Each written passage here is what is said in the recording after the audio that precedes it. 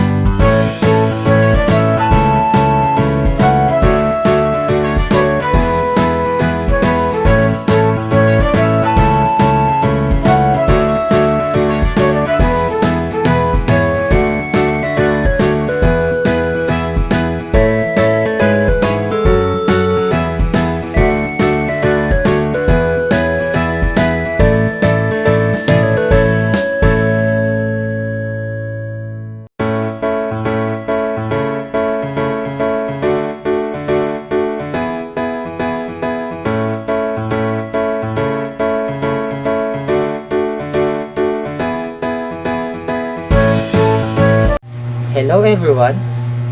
This is my final work on how to make a coconut vinegar.